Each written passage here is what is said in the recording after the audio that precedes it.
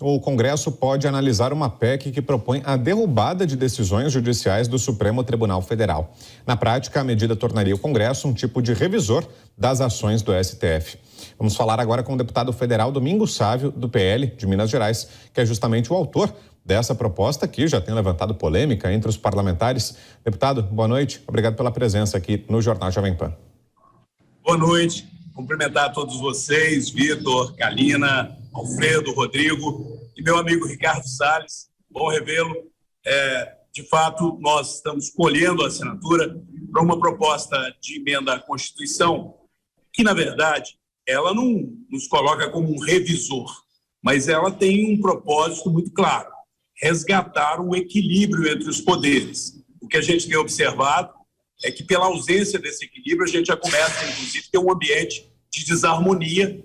O princípio constitucional fundamental: os poderes sejam independentes, e para que isso ocorra com harmonia é preciso que haja equilíbrio. Por que eu digo que não está havendo equilíbrio? É porque, com frequência, nós temos visto decisões do Supremo, decisões inconstitucionais. Quando eu falo inconstitucional, não é o deputado Domingos Sávio, são ministros do próprio Supremo que, ao emitirem os seus votos de uma forma discordante, fazendo uma manifestação de que não concordam com o relator porque a proposta do relator é inconstitucional, mas ele acaba vencido, e aquela proposta acaba prevalecendo. Nós temos exemplos concretos em que o Supremo decidiu de maneira inconstitucional, depois, inclusive, o próprio Supremo voltou atrás. Outras vezes, o Supremo envereda para o campo de legislar, indo além do que a lei está prevendo.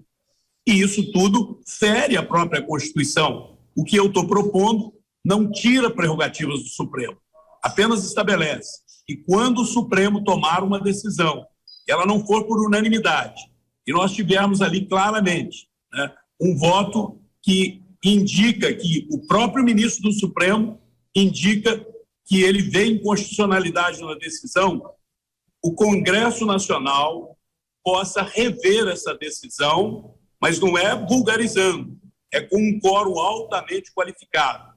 Eu não mexo em cláusula pétrea, não tiro prerrogativa do Supremo, eu acrescento no artigo 49, que estabelece as prerrogativas do Congresso, esta possibilidade em situação muito especial. Aliás, lá nesse artigo 49 da Constituição, o inciso 11º já diz que uma das funções do Congresso é zelar para que a sua prerrogativa de legislar não seja usurpada por outro poder.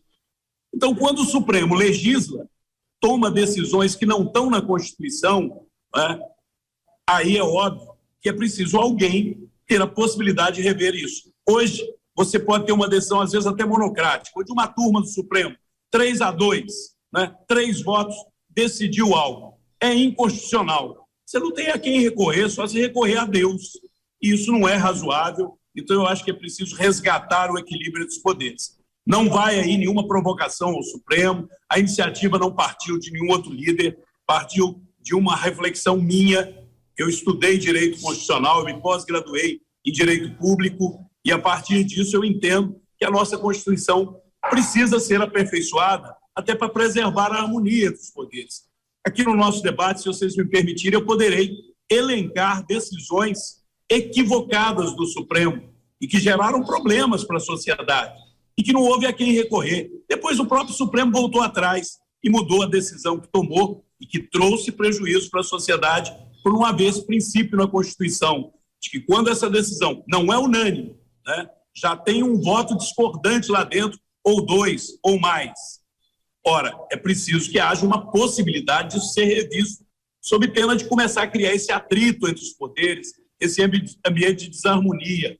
Eu sempre respeitei e continuarei respeitando o Supremo, mas isso não significa que nós temos que ficar submissos a ele. Quando o Constituinte estabeleceu esse termo Supremo, é para a Corte Suprema, para que ele seja supremo no Judiciário. Ele não é supremo sendo superior aos outros poderes, senão não haveria equilíbrio. Deputado, boa noite. Gostaria de saber se o senhor chegou a consultar o presidente Jair Bolsonaro a respeito dessa proposta, ou até mesmo o presidente da Câmara, Arthur Lira, se o senhor tem o apoio deles. Não houve nem a consulta, nem uma um pedido de apoiamento, até porque eu não pretendo que essa proposta ela venha alimentar qualquer tipo de discordância ou de divergência que possa, porventura, existir. Eu entendo que é necessário aperfeiçoar a nossa Constituição. Eu, como citei, nós temos situações concretas em que, mesmo tendo voto divergente, mesmo o ministro dizendo, eu estou divergindo do relator porque a decisão dele é inconstitucional, aquilo acaba prevalecendo e trazendo prejuízo. Eu dou a vocês exemplos concretos.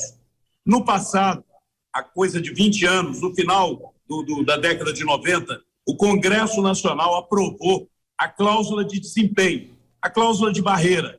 Por que ele aprovou a cláusula de desempenho, dizendo que partidos que não tivessem representação na Câmara, que não elegesse nenhum deputado, não poderia ter direito a fundo eleito partidário, não poderia ter direito a horário eleitoral, para acabar com a indústria de partido, com a negociata de partidos sendo criados de uma forma absolutamente sem nenhum sentido, para fazer da democracia um balcão de negócio. Pois bem, foi feita essa proposta, isso poderia ter nos ajudado a melhorar a realidade política do país, e o Supremo, naquela época, declarou inconstitucional. Nós estamos há 20 anos perdendo a oportunidade de aprimorar a democracia. Durante esse período, continuou se criando partido de maneira absolutamente desordenada.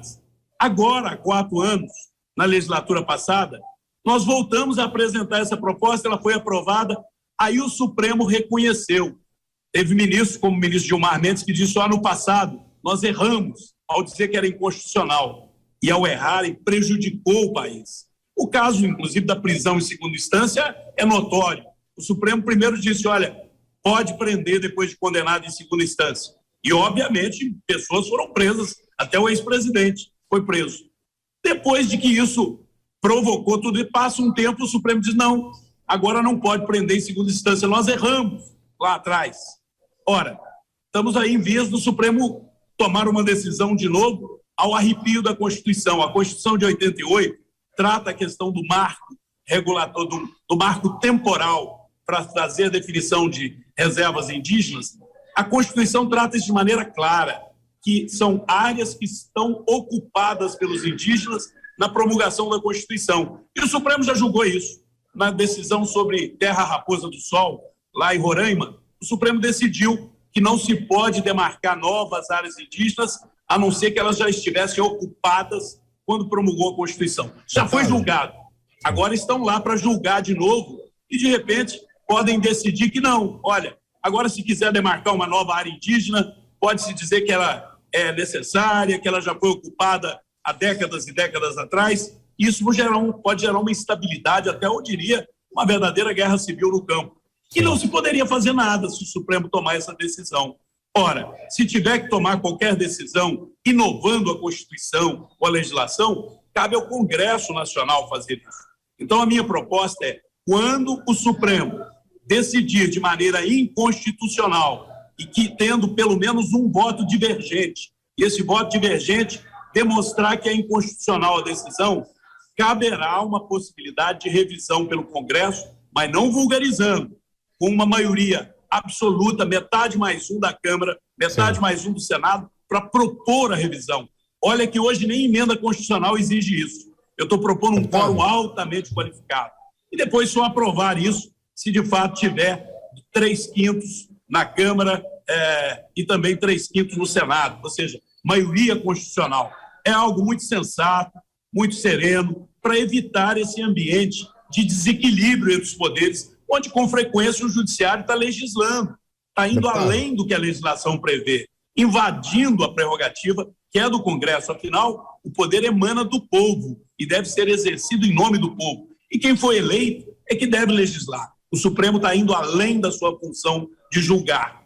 E, de repente, não se pode fazer nada. Então, eu acho que alguém tem que ter a coragem de dizer é preciso fazer alguma coisa.